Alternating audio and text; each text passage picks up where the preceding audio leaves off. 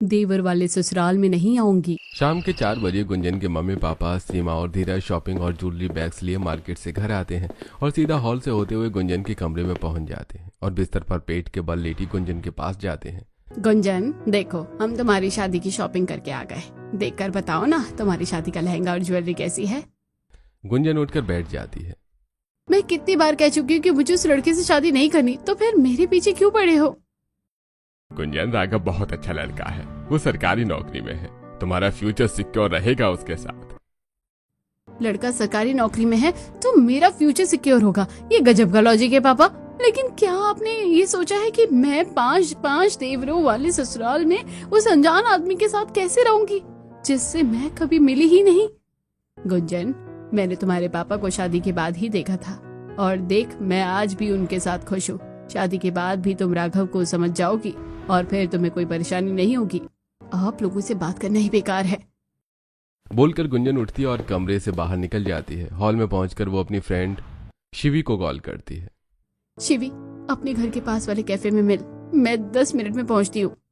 शिवी से बात करती हुई गुंजन घर से बाहर निकलती है और दरवाजे के पास खड़ी स्कूटी स्टार्ट करके कैफे की तरफ चल देती है। कुछ ही देर में वो कैफे में पहुंचती है जहां पहले से ही शिवी उसका इंतजार कर रही थी। गुंजन शिवी के पास जाती है। क्या हुआ, तूने इतनी हड़बड़ी में मुझे क्यों यहाँ बुलाया? यार शिवी, मैं उस राघव से शादी नहीं करना चाहती, लेकिन मेरे घर वाले मान ही नहीं रहे, जबरदस्ती मेरी शादी उससे करवा रहे हैं। हाँ तो मैं क्या कर सकती हूँ ये बता। मैं सोच रही हूँ मैं घर छोड़ के भाग जाऊँ। तू पागल है क्या? तूने कितनी आसानी से कह दिया घर छोड़ के भाग जाओ। तूने एक भी बार सोचा कि तेरे ऐसा करने के बाद तेरे मम्मी पापा का क्या हाल होगा? सॉरी यार, लेकिन क्या करूं, मैं इतनी फ्रस्ट्रेट हो गई हूँ कि मुझे जो सही लगा मैंने वो बोल दिया। मैं बस देवर वाले ससुराल में नहीं जाना चाहती। देख गुंजन, तू अच्छी तरह समझ ले, मैं तेरा साथ हर काम में दे सकती हूँ, लेकिन घर छोड़कर जाने में नहीं। तू मुझे माफ कर। और एक बात बता, लड़की में क्या कमी है? मुझे बस वो पसंद नहीं है। तो फिर तूने शादी के लिए हाँ क्यों कहा? जब वो तुझे देखने आया था तभी तू मना कर देती। अगर ये बात मुझे पहले पता होती कि उसके 5 भाई हैं तो मैं कभी हाँ नहीं बोलती यार। तो अब हाँ बोल दिया है ना, तो कर ले उससे शादी। इतनी आसानी से तो मैं हार नहीं मानूंगी। शादी होने से पहले ट्राई करती रहूंगी कि मेरी शादी उस घर में ना हो। अच्छा ठीक है, अब मैं चलती हूँ। By the way, thanks for nothing. Shivi से निराश होकर गुंजन घर पहुंचती है और अपने रूम में जाकर देखती है बेड पर पड़े हुए शॉपिंग बैग्स। अभी बताती हूँ इनको, बड़ी जल्दी है ना इन्हें मेरी शादी करने की। बोलती हुई गुंजन शॉपिंग बैग से ब्राइडल लहंगा और हल्दी मेहंदी के गाउन निकालकर कैंची से काट देती है और ज्वेलरी बैग से गहने निकालकर अलमारी के पीछे छुपाकर हॉल में पहुंच जाती है जहां उसके मम्मी पापा और दादी सीता चाय पी रहे थे। गुंजन, तूने कपड़े देखे, कैसे लगे तुझे? कौन से कपड़े दादी? मैंने कोई कपड़े नहीं देखे, मैं बिस्तर पर ही रख के तो आई थी। अच्छा वो कपड़े तो मुझे बिल्कुल भी पसंद नहीं आए, तो मैंने। तो तूने क्या किया? गुंजन जोर से हंस पड़ती है। जैसे आप सब अपने मन का कर रहे हो वैसे ही मैंने अपने मन का किया। गुंजन की बात सुनकर वो सभी गुंजन के कमरे में जाते हैं। गुंजन भी उनके पीछे जाती है। वो सभी फर्श पर बिखरे पड़े कटे कपड़े देखते हैं। गुंजन, कपड़े तो तूने काट दिए, लेकिन गहने कहाँ हैं? मुझे क्या पता, गहने मैंने नहीं देखे, शायद कोई चोर चोरी करके ले गया हो।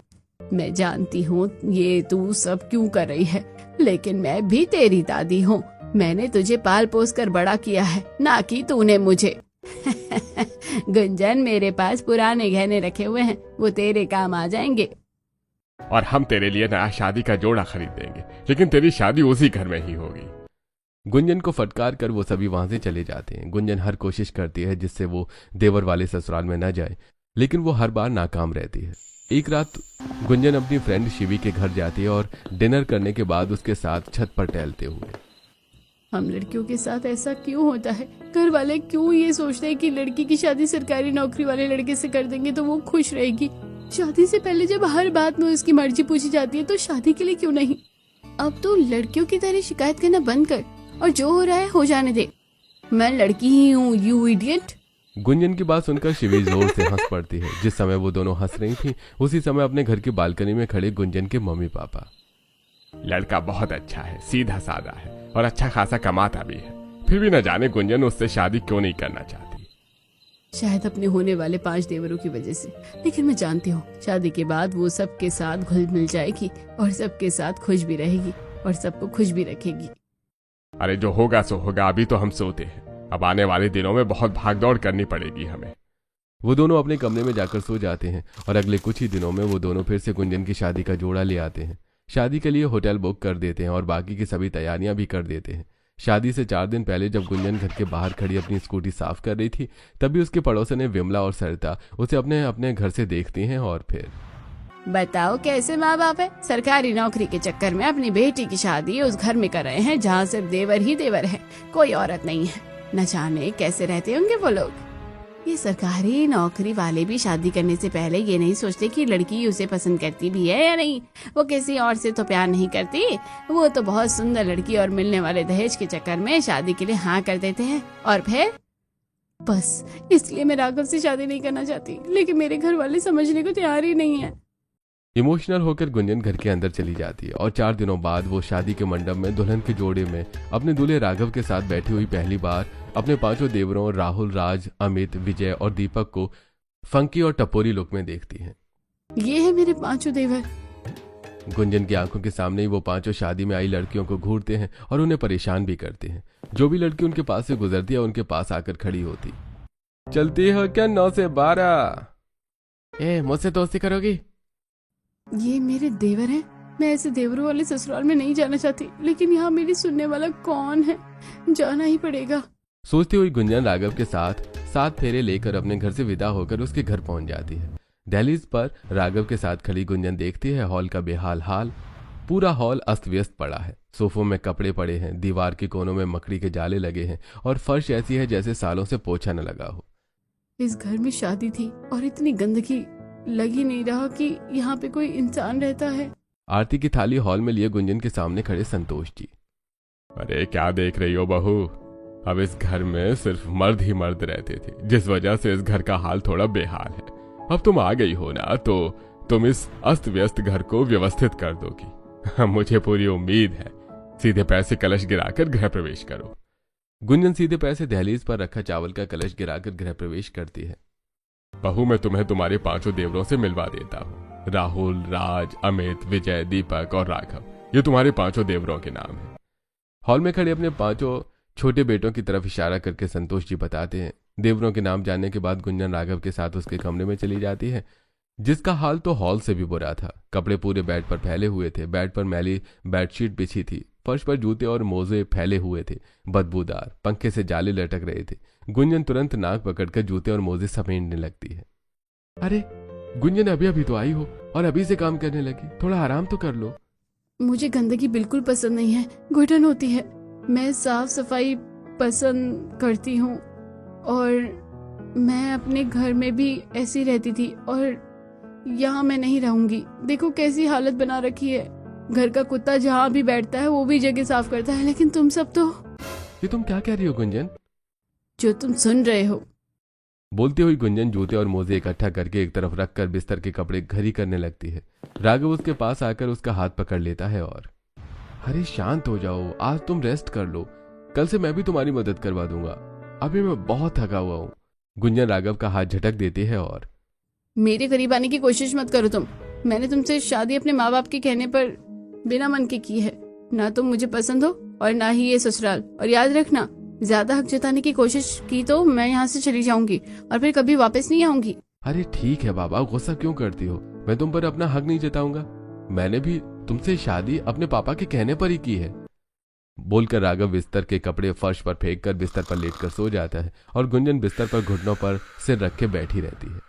सबको सब नहीं मिलता, सोचते हुए उसे नींद आ जाती है। अगली सुबह गुंजन उठकर सबसे पहले अपना रूम साफ और व्यवस्थित करती है, फिर हॉल, छत, बालकनी और फिर अपने कमरे में आकर बाथरूम में जाकर नहाती है और नई साड़ी पहनकर किचन में जाती है, जिसका हाल पूरे घर से भी बुरा था। हफ्तों पुराने झूठे बर्तन सिंक में पड़े थे, गैस चूल्हे पर खाने के दाग थे और कॉकरोच पूरे किचन में भांगड़ा कर रहे थे। बदबू से गुंजन का बुरा हाल हो जाता है। कैसे इंसान है ये लोग, इन्हें बदबू नहीं आती होगी। बड़बड़ाती हुई गुंजन किचन भी साफ कर देती है। साफ सफाई देखकर उसका मूड शांत होता है। अब जाकर थोड़ी शांति मिली है। गुस्सा शांत होते ही वो फटाफट खीर बनाने लगती है। तब तक हॉल में संतोष जी भी सोफे पर बैठकर पेपर पढ़ने लगते हैं। खीर बन जाने के बाद गुंजन हॉल में खीर लेकर पहुंच जाती है। अरे बहू, तुम तो सुबह सुबह ही खीर बना ली। लगता है भूल गए पापा जी, आज मेरी पहली रसोई है। अच्छा हाँ, मैं तो भूल ही गया था, लेकिन ये रस्म तो मुंह दिखाई के बाद होती है ना। हाँ पापा जी, मम्मी ने बताया था मुझे। अरे कोई बात नहीं, पहली रस्म दूसरे नंबर पर कर लेंगे। गुंजन संतोष जी को खीर परोसी रही थी कि उसके पांचों देवर बनियान, बरमूडा, लोअर और टी शर्ट में ही वहां पहुंच जाते हैं। गुंजन उन्हें भी खीर सर्व करती है, लेकिन वो सभी ऐसे खाते हैं कि खीर के छींटे फर्श में फैलने लगते हैं और उनके कपड़े भी खराब हो जाते हैं। ये सब कैसे खाना खा रहे हैं? खा कम और गिरा ज्यादा रहे हैं। इनकी फैलाई गंदगी मुझे ही साफ करनी होगी। देवर जी थोड़ा आराम से खाइए, खीर कहीं भागी नहीं जा रही है। हाथ से खीर खाते हुए दीपक, भाभी जी अच्छे से तो खा रहे हैं और कैसे खाएं? तभी विजय हाथ में बंधी घड़ी में टाइम देखता है और, अरे भाइयों, उसके आने का टाइम हो गया, चलो। विजय की बात सुनते ही पांचों भाई सीढ़ियां चढ़कर छत पर भागते हैं। तब तक वहां ऑफिस जाने के लिए रेडी होकर राघव भी आ जाता है। अरे ये सब कहाँ चले गए? अरे तुम उन्हें छोड़ो, उन पर ध्यान मत दो, तुम तो मुझे खीर सर्व करो। गुंजन राघव को खीर सर्व करती है।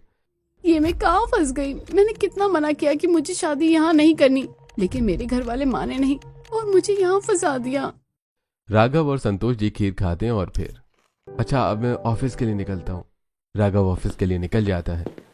अरे मैं भी पड़ोसन प्रभा जी के घर जाकर उनसे पूछता हूँ कि मुंह दिखाई की रस्म कैसे होती है। संतोष जी भी वहां से चले जाते हैं और गुंजन झूठे बर्तन किचन में ले जाकर साफ करती है और अपने रूम में जाकर बाथरूम में रखे अपने और राघव के गीले कपड़े वॉशिंग मशीन में धोकर उन्हें छत पर डालने जाती है और सुनती है वहां खड़े अपने देवरों की बातें। वो सभी रोड से गुजरने वाली लड़कियों को देख रहे थे और, अरे देख आज वो कितनी कमाल लग रही है, रेड रेड सूट में एकदम जलता अंगार लग रही है। अरे भैया उसे कहाँ देख रहे हो? वो देखो उस पीले सूट वाली को, ऐसा लग रहा है जैसे अभी अभी सोने के पानी से नहा कर आई हो। छत में बंधी रस्सी पर कपड़े डालते हुए भी गुंजन का ध्यान अपने देवरों की बातों पर था। ये मेरे देवर कैसी बातें कर रहे हैं? किसके बारे में ऐसी बातें कर रहे हैं? अगर मेरे बारे में ऐसा कोई बोलता तो मैं उसका मुंह तोड़ देती। सोचती हुई गुंजन कपड़े डालकर हॉल में आ जाती है। तब तक उसके ससुर भी वहां पहुंच चुके थे। बहू प्रभा जी ने बताया कि मुंह दिखाई की रस्म में तुम्हें घूंघट में रहना होगा और तुम्हारा मुंह देखने वाली हर महिला तुम्हें कुछ न कुछ तोहफा देगी। अरे इस घर में कोई महिला ही नहीं है तो तुम्हें खुद से ही तैयार होना होगा। कोई बात नहीं पापा जी, मैं सब मैनेज कर लूंगी। गुंजन का पूरा दिन घर की छोटी मोटी साफ सफाई में ही बीतता है और इसी दौरान संतोष जी मोहल्ले की औरतों को उसके मुंह दिखाई के लिए इनवाइट कराते हैं। शाम होते ही गुंजन अपने कमरे में आईने के सामने खड़ी पिंक कलर की साड़ी पहने रेडी होती है और लंबा सा घूंघट किए कमरे से निकलकर हॉल में पहुंचने ही वाली होती है कि तभी सुनती है कि हॉल में खड़े अपने सभी देवरों और ससुर की बातें। देखो बहुत दिनों बाद मोहल्ले की महिलाएं इस घर में आएंगी, किसी को भी परेशान मत करना। अगर ऐसा किया तो मुझसे बुरा कोई नहीं होगा। मेरे ससुर जी देवरों को ऐसा क्यों बोल रहे हैं? कहीं मेरे देवर छिछोरे तो नहीं है? लगता तो ऐसा ही है, तभी तो आज सुबह छत में खड़े होकर लड़कियों पर कमेंट पास कर रहे थे। संतोष जी की बात सुनकर गुंजन के पांचों देवर वहां से अपने कमरे में चले जाते हैं और गुंजन हॉल में पहुंच जाती है। कुछ देर बाद मोहल्ले की महिलाएं एक एक करके वहां आने लगती हैं और संतोष जी भी वहां से अपने कमरे में चले जाते हैं। तभी गुंजन देखती है कि उन महिलाओं में से गंगा घबराई हुई हॉल में इधर उधर देख रही है। गुंजन उसके पास जाती है और, क्या हुआ? आप इतनी घबराई हुई क्यों? आप मेरे घर में हो ना कि जंगल में? कहीं से भी शेर आकर तुम पर झपट पड़ेगा। जंगल में शेर से सामना करना आसान है, लेकिन तुम्हारे देवरों का सामना करना नहीं। आप ऐसा क्यों कह रही हैं? हम तुम्हें क्या बताएं गुंजन, कुछ दिनों बाद तुम खुद ही जान जाओगी अपने देवरों के बारे में। तभी गुंजन देखती है कि हॉल के कोने में छिपकर उसके सभी देवर हॉल में मौजूद सभी महिलाओं को घूर रहे हैं। मुंह दिखाई की रस्म पूरी होने के बाद सभी औरतें अपने घर में चली जाती हैं। गुंजन के सभी देवर उसके पास आते हैं। मोहल्ले की औरतें आप सबके बारे में क्या बोलती हैं, आपको पता भी है? हमें क्या करना है भाभी जी, कोई भी हमारे बारे में क्या सोचता है, हम तो अपनी मर्जी से रहते हैं, जिसे जो सोचना है सोचता रहे। वो पांचों वहां बाहर चले जाते हैं और गुंजन भी अपने कमरे में चली जाती है। अगली सुबह जब गुंजन नहाकर गीले बाल छत में खड़ी सुखा रही थी, तभी उसके पांचों देवर वहां आते हैं और अपने अपने काम में लग जाते हैं। मतलब सड़क से आती जाती हर एक लड़की को देखने लगते हैं। तभी गुंजन की नजर सामने वाली छत में खड़ी प्रभा पर पड़ती है, जो इशारा करके उसे अपने घर बुला रही थी। गुंजन बाल सुखाकर प्रभा के घर जाती है और हॉल में सोफे पर बैठी प्रभा से, आंटी जी आपने मुझे बुलाया, कोई जरूरी काम है? हाँ बहू, मैं तुम्हें सिर्फ ये बताना चाहती हूँ कि तुम अपने देवरों को ज्यादा मुंह मत लगाना, उनका नेचर अच्छा नहीं है। उन्हें पता नहीं कि औरतों के साथ कैसे बिहेव किया जाता है, उनका सम्मान कैसे किया जाता है। आंटी जी, मुझे तो पहले ही अंदाजा था। आपकी बात सुनकर मुझे यकीन भी हो गया। अब तो मैं उन्हें अपने आसपास भी नहीं भटकने दूंगी। हाँ, बिल्कुल भी मत भटकने देना। प्रभा से बात करके गुंजन अपने घर वापस आ जाती है। वो अपने देवरों के आसपास भी नहीं जाना चाहती थी, लेकिन उसी दिन जब वो किचन में जाकर रोटी सेकने के लिए आटा निकालती है तो आटा कम पड़ जाता है, तो उसे मजबूरन हॉल में बैठे अपने देवरों के पास जाना ही पड़ता है। आटा खत्म हो गया है, गेहूं पिसा कर ले आओ। भाभी जी, आपको क्या लगता है हम ये काम करेंगे? आप खुद ही जाओ और गेहूं पिसा कर लाओ। खाने के लिए सब तैयार हो जाते हैं, काम के लिए कोई तैयार नहीं होता। बड़बड़ाती हुई गुंजन किचन में जाकर दाल चावल बनाने लगती है। तब तक उसके पांचों देवर और ससुर डाइनिंग हॉल में जाकर लंच का इंतजार करने लगते हैं। कुछ ही देर में गुंजन वहां दाल चावल लेकर पहुंचती है और सबको सर्व करती है। अरे आज रोटी नहीं है, आज रोटी क्यों नहीं बनी? मैंने कहा था आटा खत्म हो गया है, गेहूं पिसा लाओ, तो क्यों नहीं गया कोई? तो भाभी तुमको ही जाना चाहिए था ना, और अगर नहीं जा सकती थी तो पापा को बोल देती। मुझे तो रोटी चाहिए बस, मैं नहीं जानता कुछ। अरे बेटा, अभी दाल चावल खा ले, मैं गेहूं पिसा लाऊंगा तो रात में जितनी चाहिए उतनी रोटी खा लेना। संतोष जी के समझाने पर वो सभी लंच करते हैं और अपने कमरे में चले जाते हैं। शाम को जब राघव ऑफिस से घर पहुंचता है तो रूम में गुंजन उससे अपने देवरों की शिकायत करती है। गुंजन, मैं तो घर पर रहता नहीं हूँ, तुम रहती हो तो अपने हिसाब से सब हैंडल करो। राघव की बात सुनकर गुंजन खामोश हो जाती है और खामोशी से देखती रहती है, अपने देवरों को पूरे घर को गंदा करते हुए। वो कुछ दिनों तक तो चुपचाप साफ सफाई करती रहती है, लेकिन फिर एक दिन जब वो हॉल में पोछा लगा रही थी तभी अपने मैले कपड़े लिए अमित वहां आता है और उसके सामने पटक कर, भाभी मेरे कपड़े धो देना। देवर जी, वॉशिंग मशीन रखी है, आपको सिर्फ एक बटन दबाना है और कपड़े धुल जाएंगे। भाभी आपके होते हो मुझे ये भी करने की क्या जरूरत है? मैं अभी जा रहा हूँ, शाम को मुझे कपड़े धुले हुए मिलने चाहिए। इतना बोलकर अमित वहां से चला जाता है और शाम को जब वापस आता है तो देखता है कि उसके कपड़े हॉल में ही पड़े हैं और गुंजन वहीं बैठी मटर छील रही है। भाभी तुम बहरी हो गई थी क्या? मैंने तुम्हें कहा था ना कि कपड़े धोकर रखना, लेकिन तुमने कपड़े क्यों नहीं धोए? मैं इस घर की बहू हूँ, नौकरानी नहीं। मेरे आने से पहले तुम खुद ही अपने कपड़े धोते रहे होंगे, तो अब भी खुद धो सकते हो। गुंजन की आवाज सुनकर संतोष जी और राघव हॉल में आ जाते हैं। अरे क्या हुआ बहू, तुम अमित पर गुस्सा क्यों कर रही हो? देखो ना पापा जी, ये खुद के कपड़े भी नहीं धो सकते। तुम धो देती तो क्या हो जाता?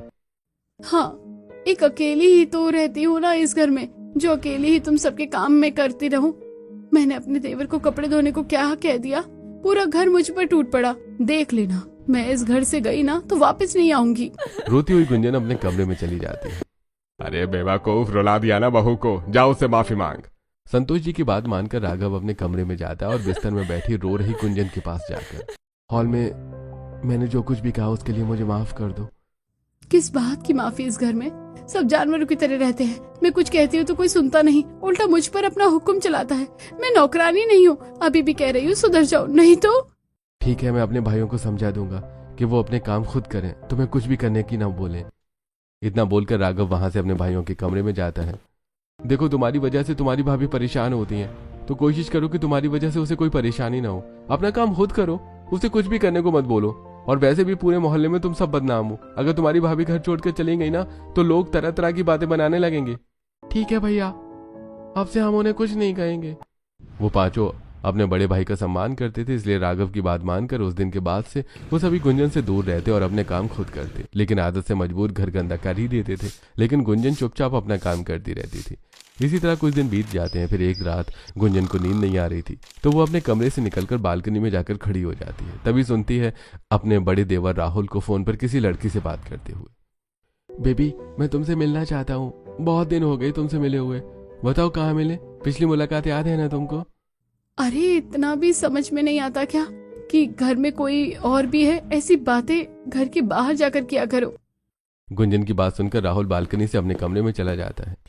एक दिन अपने देवरों की फैलाई गंदगी साफ करने में गुंजन को सुबह से दोपहर हो जाती है और वो नहाकर टॉवल लपेटे हॉल में होती हुई सीढ़ियां चढ़कर छत पे जा रही होती है। तभी वो देखती है कि उसका बड़ा देवर राहुल हॉल में खड़ा खुले दरवाजे से बाहर की तरफ देख रहा है। तभी छत से एक काली बिल्ली कूद कर गुंजन के पैरों के पास आकर बैठ जाती है और राहुल उस बिल्ली को देखने लगता है। अरे बेशरम, मैं तेरी भाभी हूँ, तू मुझे किस तरह घूर रहा है? गुंजन की बात सुनकर राहुल घर से बाहर चला जाता है। उस दिन के बाद से गुंजन को राहुल से नफरत सी हो जाती है। वो उसे देख लेती तो अपनी आंखें बंद कर लेती, लेकिन एक ही घर में रहने की वजह से दोनों का आमना सामना हो ही जाता था। कुछ दिन बीत जाने के बाद एक रात फिर गुंजन को नींद नहीं आ रही थी, तो वो अपने कमरे से निकलकर छत पर चली जाती है। तो एक बार फिर सुनती है राहुल को लड़की से फोन पर बात करते हुए। अरे तुम मुझे अपने घर के बाहर मिलो, मैं तुम्हें लेने आ रहा हूँ, फिर हम दोनों मेरे घर में। बोलता हुआ राहुल छत से नीचे उतर जाता है। मैं भी देखती हूँ कि तू इस घर में लड़की कैसे लेकर आता है। बोलती हुई गुंजन हॉल में पहुंचती है और हॉल का खुला दरवाजा बंद करके हॉल में रखे सोफे पर बैठकर राहुल के आने का इंतजार करने लगती है। लेकिन राहुल अपनी गर्लफ्रेंड निधि को घर के पिछले हिस्से की खिड़की से अपने कमरे में ले जाता है, जहां राहुल के चारों छोटे भाई सो रहे थे। तुम पागल हो गई हो क्या? यहाँ तो तुम्हारे भाई सो रहे हैं और तुम मुझे यहीं ले आए। बोलती हुई निधि कमरे से बाहर निकल जाती है। घर की लाइट्स ऑफ होने की वजह से राहुल देख नहीं पाता कि निधि किस तरफ चली गई। राहुल उसे पकड़ने के लिए उसके पीछे जाता है। वो उसे ढूंढता हुआ हॉल में पहुंचता है और अंधेरे में बैठी गुंजन को निधि समझकर उससे लिपट जाता है। तो तुम यहाँ छिपी हुई बैठी हो? गुंजन राहुल को धक्का देकर खुद से दूर करती है और अरे बेशरम, मैं तेरी भाभी हूँ। मुझे पता था तेरी नीयत मुझ पर खराब है, लेकिन तू ऐसी हरकत करेगा मुझे इस बात की उम्मीद नहीं थी। अब मैं यहाँ एक पल भी नहीं रुकूंगी। मैं अभी अपने घर वालों को बुलाती हूँ और तेरी करतूत के बारे में बताती हूँ। गुंजन की आवाज सुनकर राहुल हॉल की लाइट्स ऑन करता है और उसे देखकर हैरान हो जाता है। गुंजन की आवाज सुनकर सभी घर वाले हॉल में इकट्ठा हो जाते हैं और मौका पाकर निधि वहां से रफू चक्कर हो जाती है। गुंजन अपने पापा को फोन करती है और पापा, आप अभी के अभी यहाँ हो, मैं कुछ नहीं जानती। बहू क्या हुआ, तुम इतने गुस्से में क्यों हो? गुंजन संतोष जी को बात का कोई जवाब नहीं देती, खामोश खड़ी दरवाजे की तरफ देखती रहती है। क्या हुआ गुंजन, कुछ तो बोलो। मुझसे मत पूछो, अपने भाई से पूछो उसने क्या किया है। भैया मुझसे बहुत बड़ी गलती हो गई। मैं निधि को रूम में लेकर आया था, लेकिन निधि रूम से बाहर आ गई। अंधेरा होने की वजह से मैं हॉल में बैठी भाभी को निधि समझ बैठा और उनसे लिपट गया। बस इसी बात से भाभी बहुत गुस्सा है। लेकिन गुंजन हॉल में इतनी रात को क्या कर रही थी? तब तक वहां गुंजन के पापा भी आ जाते हैं और गुंजन सबसे हॉल में बैठने का कारण बताती है और राहुल ने जो कुछ भी किया वो भी। पापा, मैंने आपसे कितना मना किया था कि मेरी शादी यहाँ मत करो, मुझे देवर वाले ससुराल में नहीं जाना, लेकिन फिर भी आप नहीं माने। और देखो मेरे साथ यहाँ क्या हो रहा है। मैं अब यहाँ एक पल भी नहीं रुक सकती। गुंजन ने राहुल के बारे में जो कुछ भी बताया ये जानकर। गुंजन, मैं खुद तुझे यहाँ एक भी सेकंड नहीं रुकने दे सकता। अरे समधी जी, आप मेरी बात तो सुनिए। भले ही मेरे बेटे जैसे भी हो, लेकिन उनकी नीयत अपनी भाभी के लिए खराब कभी नहीं हो सकती। अरे आपके बेटे ने इतना कुछ कर दिया, फिर भी आप उसी का पक्ष ले रहे हैं? बोलकर धीरज जी गुंजन को लेकर वहां से अपने घर चले जाते हैं और रात भर वो सभी खामोश हॉल में ही बैठे रहते हैं। सुबह होते ही, भैया मेरी बात का यकीन करो, मैंने भाभी को निधि के धोखे पकड़ा था। मुझे तुम पर पूरा भरोसा है, लेकिन गुंजन को नहीं। और अभी वो बहुत गुस्से में होगी, इसलिए अभी उसे कुछ भी समझाना ठीक नहीं होगा। समय बीतने दो, उसका गुस्सा शांत होने के बाद उसे समझाएंगे। भले ही राहुल की गलती की वजह से गुंजन अपने मायके चली गई थी, लेकिन जब तक वो ससुराल में थी तब तक किसी को उसकी अहमियत समझ में नहीं आई। लेकिन उसके जाने के बाद सब लोगों को एक बार फिर से खाना बनाना पड़ा, कपड़े धोने पड़े, घर की साफ सफाई करनी पड़ी। लेकिन फिर भी कुछ ही दिनों में घर की हालत पहले जैसी हो गई। एक दिन सभी मिलकर वो सभी हॉल में झाड़ू और पोछा लगा रहे थे। भैया हमें पता चल रहा है कि भाभी हर वक्त हम पर गुस्सा क्यों करती थी। घर को साफ रखने के लिए वो बहुत मेहनत करती थी और हम सब उनकी मेहनत पर पानी फेर देते थे। भैया अब तक जो भाभी जी का गुस्सा शांत हो गया होगा, अब तो वो मेरी बात समझेंगी ना। अब चलकर उन्हें मना लाते हैं।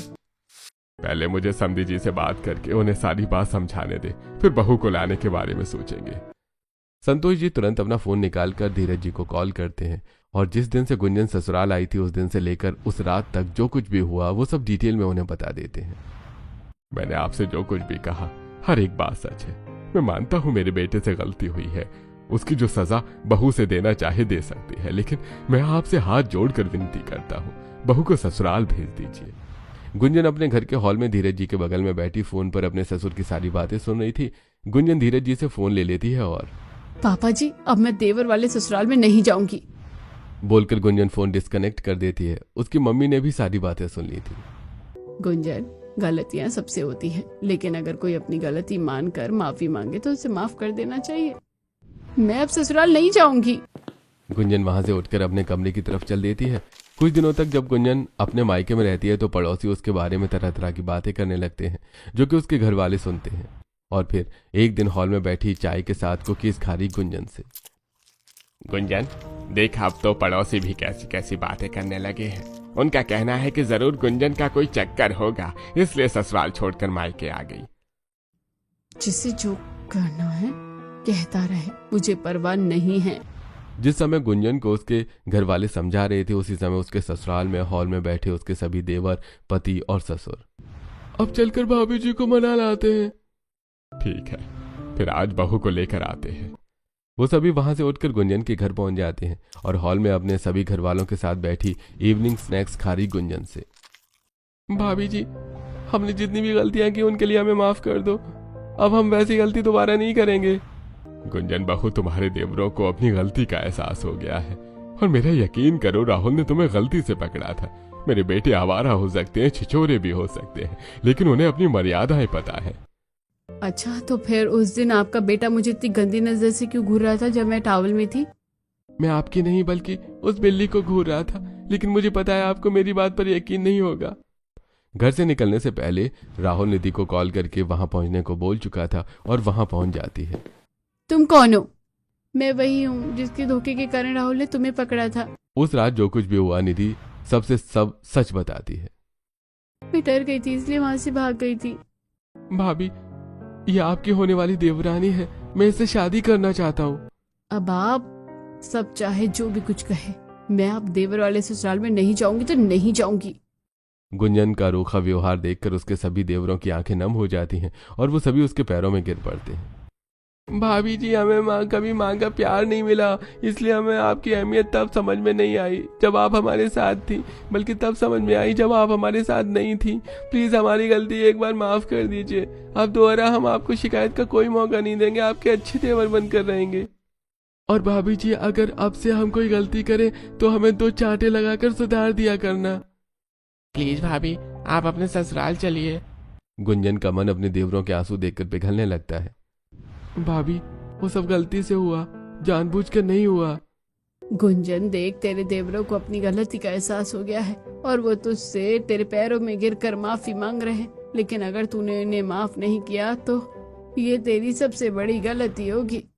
गुंजन अपने सभी देवरों को उठाती है और फिर, अगर आप सच में बदल गए हैं तो मैं एक ही शर्त पर वापस ससुराल जाऊंगी। हमें आपकी सारी शर्तें मंजूर हैं भाभी जी। आज से घर को साफ रखने की जिम्मेदारी आप सभी की होगी और आज के बाद आप में से कोई भी छत में खड़ा होकर लड़कियां नहीं ताड़ेगा। ओके भाभी जी, डन। जब उनकी बातें चल रही थी तब सीमा जी गुंजन के कमरे में जाकर उसका बैग पैक करने लगी थी।